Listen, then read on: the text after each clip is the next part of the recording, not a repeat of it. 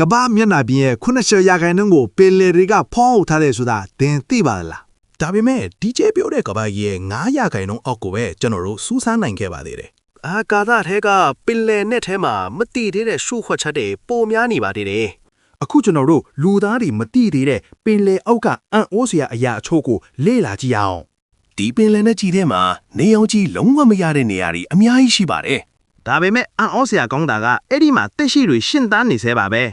အထူးသဖြင့်ရေပူစမ်းတွေနားမနေတဲ့သက်ရှိတွေဟာနေအောင်စားဓာတုပစ္စည်းတွေကနေအာဟာရရယူကြတယ် ဒီလိုနေရာမျိုးမှာတွေ့ရတဲ့ပြုံပိုးတွေဟာမီတာနဲ့ချီပြီးရှည်နိုင်ကြတာပါ သူတို့ဟာကဘာဘိုးကအခြားတက်ရှိတွေနဲ့မတူတဲ့ဂေဟစနစ်တစ်ခုကိုဖန်တီးထားကြတယ် ပြီးတော့ပင်လယ်နဲ့ထဲကတက်တော်အများစုကကိုယ်တိုင်အလင်းရောင်ထုတ်လွှတ်နိုင်ကြတယ်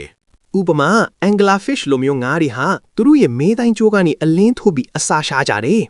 Vampire Squid ကတော့အန်ဒီရဲ့တွေ့ရမင်းအစမ်းအလင်းရောင်ထုတ်ပြီးရန်သူကိုမျက်စိလဲစေတယ် ကဘာအရှိဆုံးတတ်တော်လို့ယူဆိုင်တဲ့ Siphonophore နဲ့ ဒီပင်လယ်နဲ့ထဲမှာပဲရှိတယ် သူ့ရဲ့ခန္ဓာကိုယ်ဟာအကောင်ပေါင်းများစွာပေါင်းဆက်ထားတာဖြစ်ပြီးမီတာ90လောက်ထိရှိနိုင်ပါတယ်ဖန်မြင်ရေပွဲလိုမျိုးပွင့်လင်းမြင်သားတဲ့တတ္တဝါတွေလည်းဒီမှာအများကြီးရှိပါတယ် သူတို့ရဲ့ခန္ဓာကိုယ်တွေဟာအလင်းရောင်ကိုဖြတ်တန်းခွင့်ပေးတာကြောင့်ရန်သူတွေကမြင်ဖို့ခက်ခဲစေပါတယ် ဒမ်ဘိုရေပွဲလို့ခေါ်တဲ့ရေပွဲကတော့နားရွက်ကြီးတွေနဲ့စင်တူတဲ့အတောင်မလီတွေနဲ့ရေကူးပါတယ် ကဘာအနက်ဆုံးနေရာဖြစ်တဲ့မာရီယာနာမြောင်းတောင်သ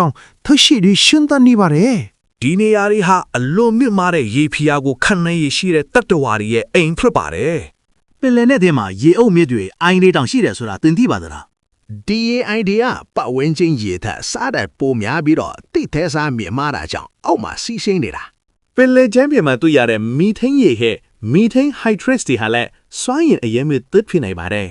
ဝေလငါးတွေတေဆုံးပြီးပင်လယ်ချမ်းပြင်ကိုကြားရောက်တဲ့အခါ wave fall လို့ခေါ်တဲ့ဂေဟစနစ်ကိုထိလာပါတယ်နှစ်ပေါင်းများစွာကြားတဲ့အထိအဲ့ဒီပေါ်မှာတက်ရှိတွေမှီတင်းနေထိုင်ကြတယ် ပင်လယ်နဲ့ထဲကတန်သားကြောက်တန်းတွေဟာရေတိမ်ပိုင်းကလိုအယောင်အဆွေးဆုံလင်ခြင်းမရှိပေမဲ့အံ့ဩစရာကောင်းတဲ့ပုံသဏ္ဍာန်တွေရှိပါတယ် သူတို့ကရာစုနှစ်ပေါင်းများစွာကြာအောင်ရှင်သန်နိုင်ကြပြီးပင်လယ်နဲ့ရဲ့အရေးကြီးတဲ့ကေဟာစနစ်ကိုထောက်ပံ့ပေးထားတယ် ပင်လယ်နဲ့ထဲမှာလူသားတွေမမြင်ဘူးသေးတဲ့မျိုးစိတ်ပေါင်းတန်းနဲ့ချီပြီးရှိနေနိုင်ပါသေးတယ် ရေအောက်စူးစမ်းရှာဖွေရနည်းပညာတွေတိုးတက်လာတာနဲ့အမျှအန်အောစရာတွေပိုမိုရှာဖွေတွေ့ရှိလာအောင်ပါ